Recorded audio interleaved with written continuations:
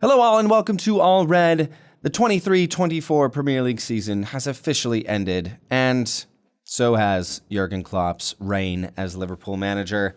What I want to do right now is just do a review of the season we just witnessed for Liverpool. Just kind of break down, each result, each game, each main point in the season, and just kind of look back. Look back at what was a thrilling season for Liverpool.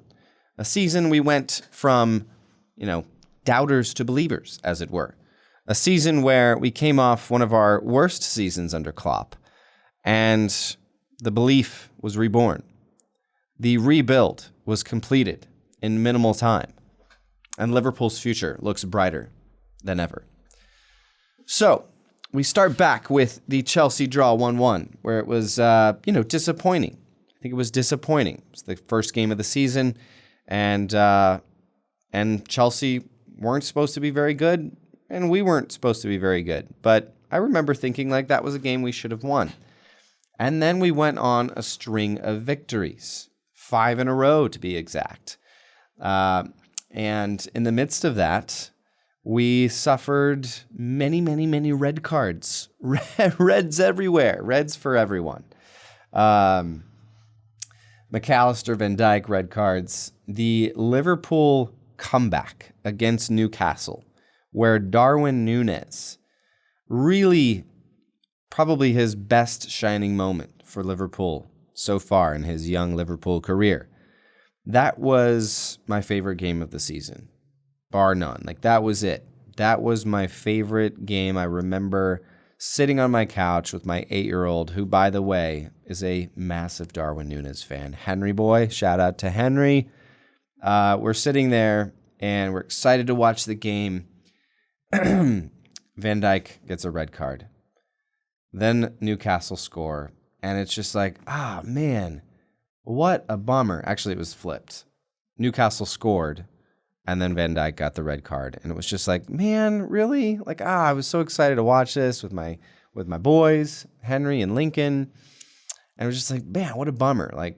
Down, 10 men, we're down to, at the time, a Newcastle team that was supposed to be really good. They're coming off a season where they qualified for Champions League. They beat out Liverpool. And you're thinking okay, Newcastle's going to be even better this year. So it's okay. That's a bummer.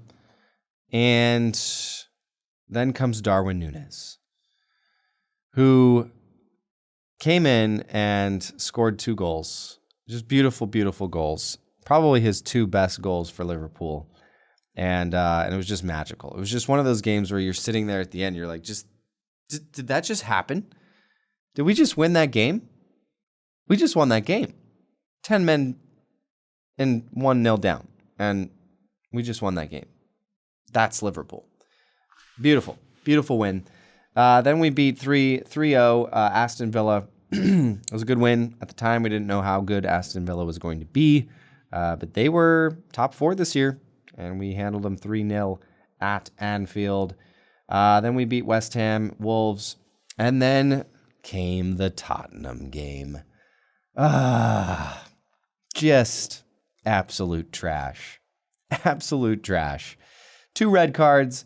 1, 2, 3, 4, 5, 6, 7 yellow cards for Liverpool.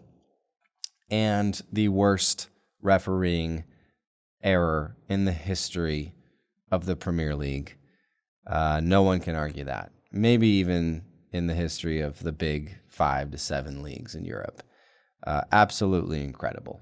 Absolutely incredible.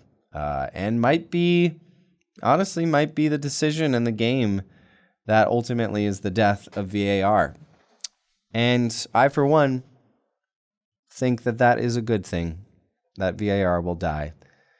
Because this season, we got to watch some EFL Cup games that did not have VAR. And I got to say, it was absolutely refreshing. Because when you score a goal and there's no VAR, it's you score a goal.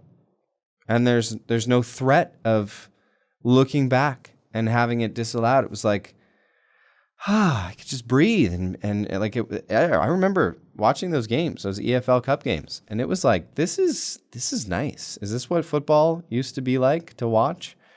So would I go back and change it? Yes, I would. I would go back. And even if it means it's the death of VAR, I would go back and change it because that result and that error was absolutely atrocious, absolutely garbage. And of course, it happens to Liverpool. So then we go on a long unbeaten run from late September to early February. Incredible run. Had a couple draws in there that shouldn't have been. Luton Town, Brighton Hove, Man U, garbage, absolute garbage. And even that Arsenal draw, shouldn't have drawn. That should have been a win.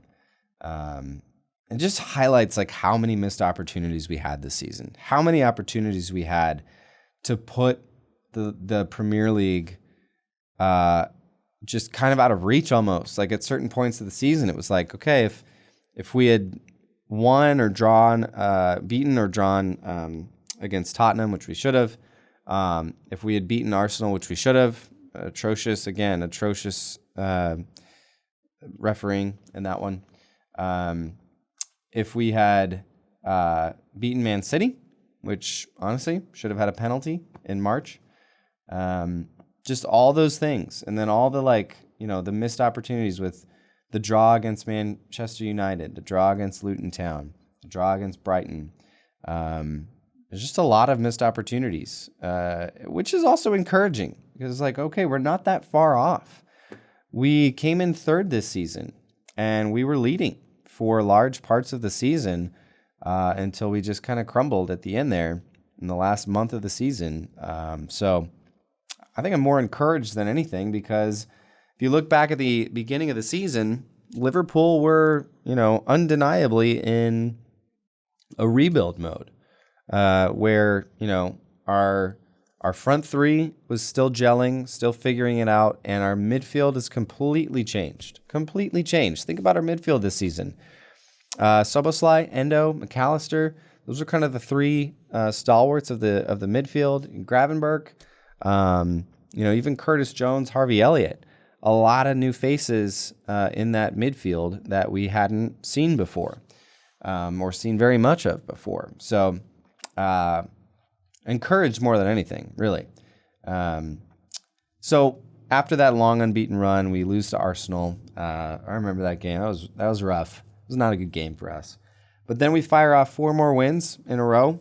Burnley, Brentford, Luton Town, Nottingham Forest, and then draw against City, which that was one at Anfield that we should have won because of the studs up challenge of Jeremy Doku on McAllister in the penalty area. And of course, not a penalty, not even reviewable.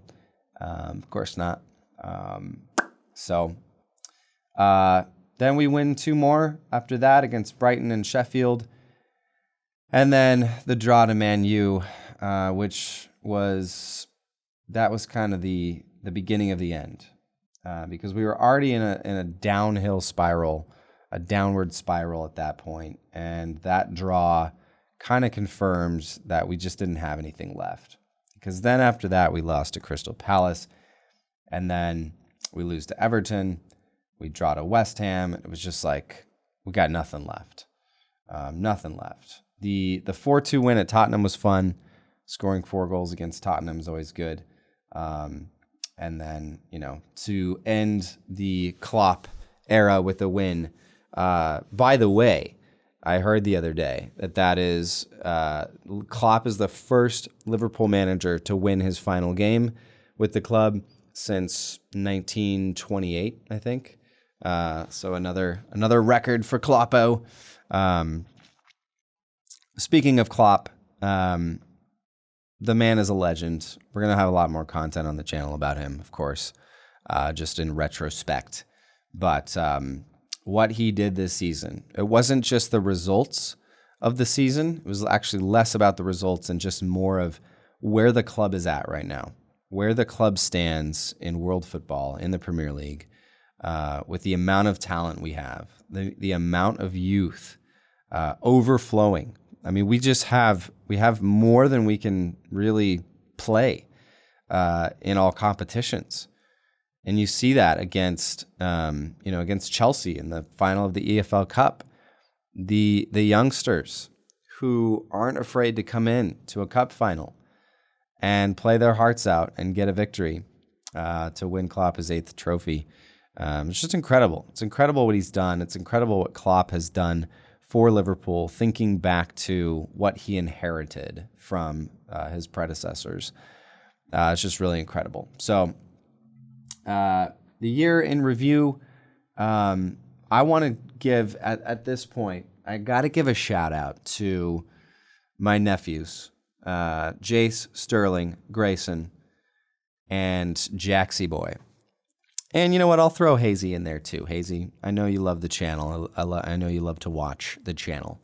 My 4 nephews, sons of my brother Matt, who have been on the show before, they're Arsenal fans. And my heart goes out to you because we know as Liverpool fans what it's like to lose out on the final day to 115 FC. And, you know, it hurts. It stings. And at the end of the day, you just have to remind yourself that the club that has spent $1.3 billion in the last 15 years is just tough to beat, you know, especially with all the other things they have going for them, which we don't need to talk about right now. But shout out to the boys, the Pagel boys, and, you know, Arsenal in a great position. Lots of respect for them. But that's not what we're here to talk about. So shout out to the boys. Anyways, overall, I am more encouraged about our future than I was about the season in retrospect. Winning a trophy is always good. Glad we got one. But just the state of Liverpool Football Club, I can't imagine a more healthy state. With Klopp leaving. Nobody wanted him to go. I'd still take him back in a heartbeat.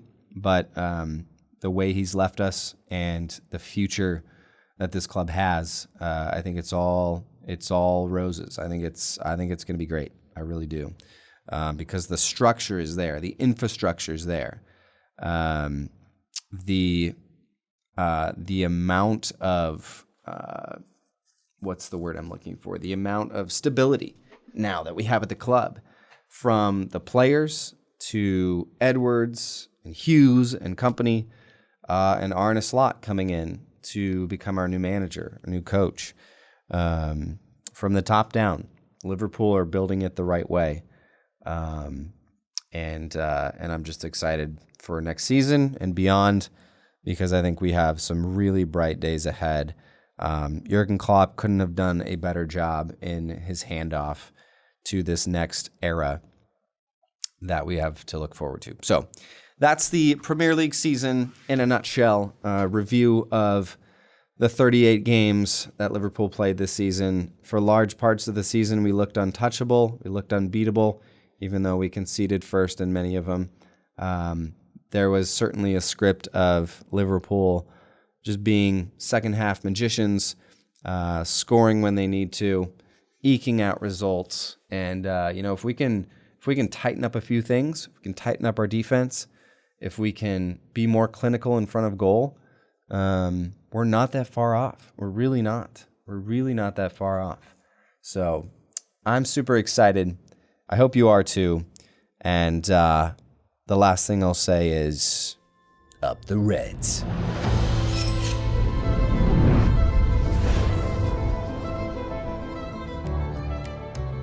Thanks for watching this all red clip. If you liked the video, click the like button and comment below. Let me know something about whatever it is you want to say.